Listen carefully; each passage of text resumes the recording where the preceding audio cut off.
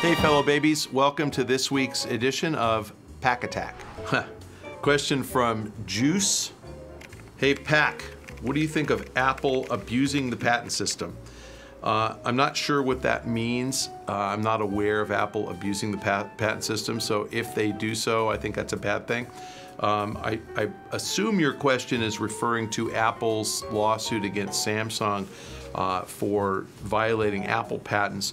I think Apple said that Samsung's phones and tablets violated patents that Apple had. I saw an analysis about 6 months ago, so early 2012. I believe it was on TechCrunch, but you can look it up, that showed every tablet that was ever invented and marketed prior to the iPad on the upper half of a graphic, and on the bottom half it showed every tablet after the iPad launch.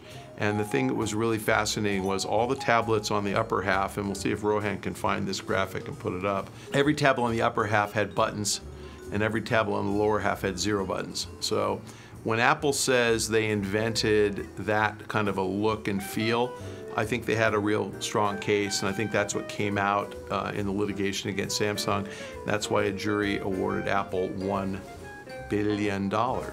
Now, not that $1 billion makes much difference to Apple, and probably not that much difference to Samsung, but I don't consider that an abuse of the patent system.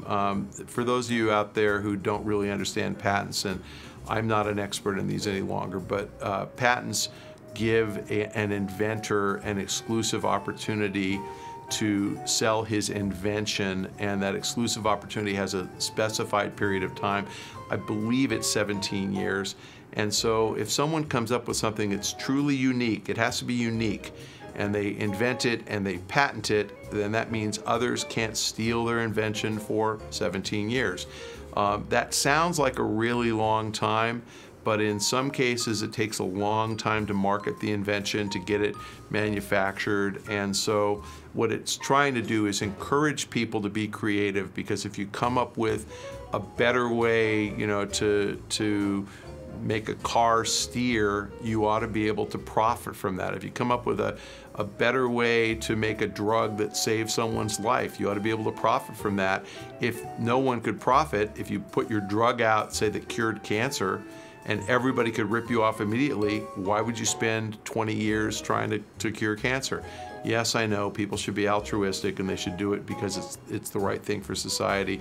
But let's say, why would you come up with a drug to cure erectile dysfunction? No one's going to do that to help old guys have sex. Just not going to happen unless there's profit involved. So patents protect the inventor, allow the inventor to make a ton of money off of his invention.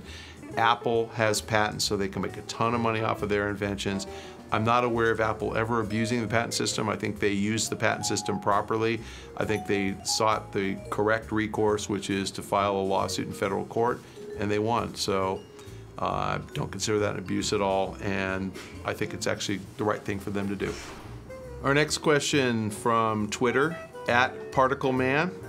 Do you think Guild Wars 2 can survive in a free-to-play environment given how picky most MMO players have become? You know, I think that that kind of answers the question.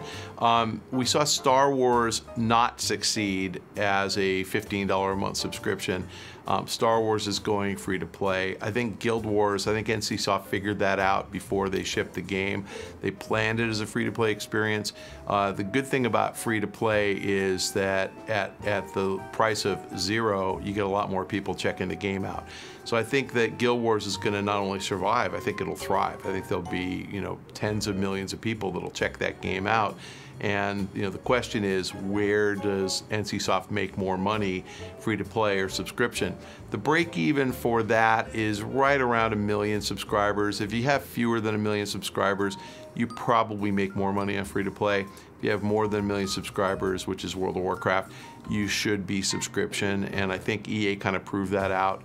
They only had, you know, 1.3 million subs at peak. They dropped down to below 1 million, and they decided to go to free to play. So I think Guild Wars figured they probably wouldn't get more than 1 million paying subs. Might as well check out the free to play model. Gamers have embraced that. I mean, people like those types of games. You know, these aren't MMOs, but games like League of Legends thrive. You know, Kabam has Kingdoms of Camelot thriving. You know, they did $100 million in revenue last year. They're doing about $150 million this year. So people will, in fact, spend money if there's lots of them playing. And those games have, you know, somewhere around 30 million users, and they're generating literally over $100 million bucks. So big opportunity, I think, for free to play if you make a good game. There's no question Guild Wars 2 is a good game. We have another question from Twitter from @Otawong. How long will we see online services supported on this generation of hardware once PS4, etc. launch?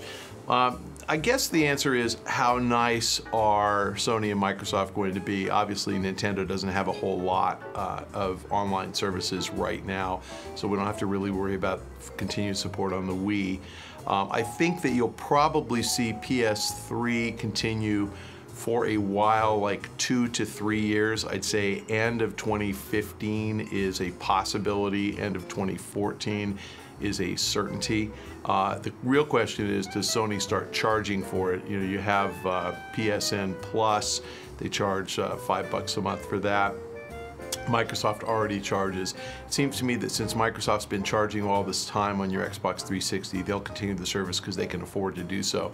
Sony really can't afford to run parallel services for free, but I think you'll probably see support from both through 2014, possibly through 2015. Really depends on how fast we see an uptake on the next gen consoles and exactly when they launch. So again, my forecast is essentially saying a year beyond launch for both. I think that's a lock, that's a guarantee.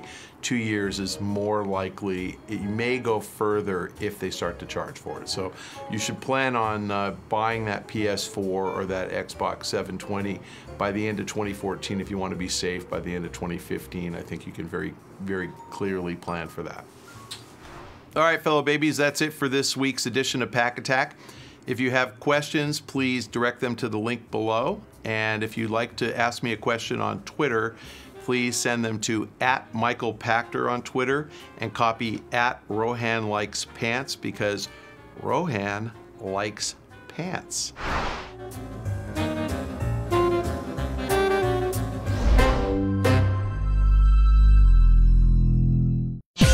See this and other GT shows and game reviews on the GT Originals iOS app, available now on the App Store.